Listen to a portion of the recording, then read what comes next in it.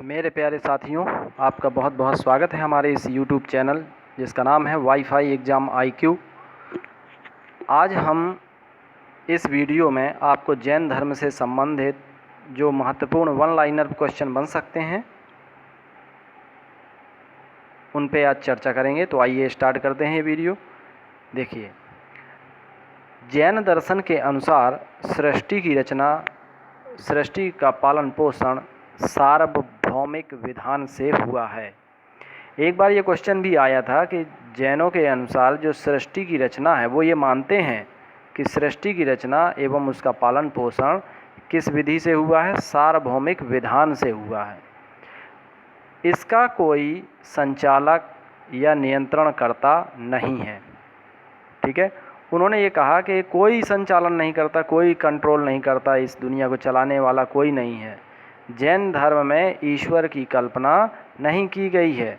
उन्होंने कहा ये सब कुछ यूनिवर्सल विधान है, सब कुछ पहले से ही नियम बना हुआ है कि एक जाएगा दूसरा आएगा, कोई कंट्रोल नहीं करता, जो होना है वो होगा ही।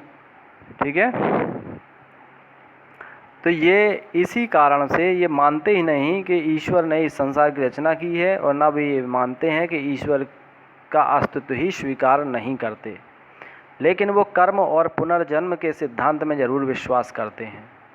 ठीक है, इंसान वो कहते हैं कि जैसा कर्म करेगा उसका फल उसको मिलेगा। कर्मवाद और पुनर्जन्म का सिद्धांत, दोबारा भी इंसान जन्म ले सकता है, तो इस पर वो विश्वास करते हैं। अगला क्वेश्चन है यापनीय। एक बार क्वेश्चन पूछा भी गया है कि यापनीय क्या है? एक संप्रदाय का नाम है और ये जैन धर्म का एक संप्रदाय है। किसका है ये? जैन धर्म का संप्रदाय है। और जैन धर्म दो भागों में डिवाइड था, दिगंबर और श्वेतांबर। ठीक, तो ये दिगंबर संप्रदाय का है ये। ठीक है, ये जैन धर्म के दिगंबर शाखा का एक संप्रदाय है यापनीय। और स्थानकवासी, ये भी जैन धर्म के श्वेतांबर का एक संप्रदाय था। स्थानकवासी, जैसे इसमें सा लगा हुआ है तो सा से आप श्वेतांबर भी कर सकते हैं। स्थानकवासी मीन्स श्वेतांबर और यापनीय मीन्स दिगंबर। ठीक है, याद कर लीजिएगा, ये क्वेश्चन रिपीट भी हुए हैं। इसके बाद देखते हैं 14 पूर्व क्या है। 14 पूर्व ये प्राचीनतम जो जैन ग्रंथ हैं वो है। 14 पूर्व नाम का एक प्राचीनतम जैन ग्रंथ का नाम है। ठीक है, पहले जैन ग्रंथ किस भाषा में लिखे जाते थे? तो आरंभिक जो जैन साहित्य थे वो अर्धमागधी भाषा में लिखे जाते थे। फिर बाद में जैन धर्म ने प्राकृत भाषा को अपना लिया था। किस भाषा को अपना लिया था? प्राकृत भाषा को अपना लिया था। नेक्स्ट, पार्श्वनाथ 23वें तीर्थंकर थे जैन धर्म के। इनका जन्म बनारस में हुआ था और इनका परिनिर्वाण हुआ था सम्मेद पर्वत पर। याद रखिएगा, जिन सिद्ध इनको कहा जाता है, सम्मेद पर्वत पर इनका परिनिर्वाण यानी मृत्यु हुई थी। इनका जन्म बनारस में हुआ था और ये 23वें नंबर के तीर्थंकर थे। ठीक है, जैन धर्म में 24 तीर्थंकर हुए हैं। पहले तो हैं ऋषभदेव, फिर 23वें हैं पार्श्वनाथ और 24वें महावीर स्वामी। ठीक है, थेरी गाथा क्या है? थेरी गाथा ग्रंथ का नाम है यानी साहित्य का नाम है और ये बौद्ध साहित्य का नाम है। थेरी गाथा बौद्ध साहित्य। ठीक है, आचारांग सूत्र, सूत्रकृतांग, बृहत्कल्प सूत्र, ये जैन साहित्य के नाम हैं। ये सूत्र जिसमें भी लगे हैं, ठीक है, ये सूत्र जिसमें भी लगे हैं ये सब किसके हैं? जैन साहित्य। महावीर स्वामी का पहला शिष्य कौन था? महावीर स्वामी का पहला शिष्य कौन था? बताएं आप लोग कि महावीर स्वामी का पहला शिष्य कौन था? तो महावीर स्वामी का पहला शिष्य था जमाली। इनकी जो पुत्री थी उनका पति यानी इनका दामाद जमाली इनका सबसे पहला शिष्य बना था।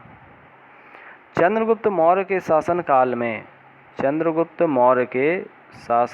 में पाटलिपुत्र में प्रथम जैन सम्मेलन का आयोजन हुआ था।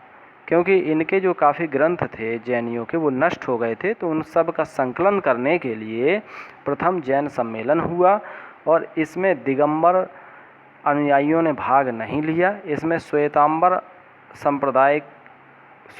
आगम का संपादन किया गया। ठीक है, इसमें जो है श्वेतांबर लोगों ने भाग लिया। ठीक है, इस श्वेतांबर आगम का संपादन किया गया प्रथम जैन सम्मेलन में, और ये चंद्रगुप्त मौर्य के समय हुआ था और पाटलिपुत्र में हुआ था, मौर्यों की राजधानी पाटलिपुत्र में।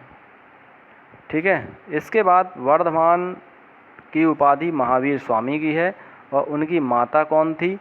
त्रिशला, विदेह दत्ता भी कहते हैं। ये वैशाली के लिच्छवी कुल के प्रमुख चेटक की बहन थी। एक बार क्वेश्चन आया था, उसमें दिया था कि चेटक की पुत्री थी, तो ये पुत्री नहीं थी, ये चेटक की बहन थी, याद रखिएगा।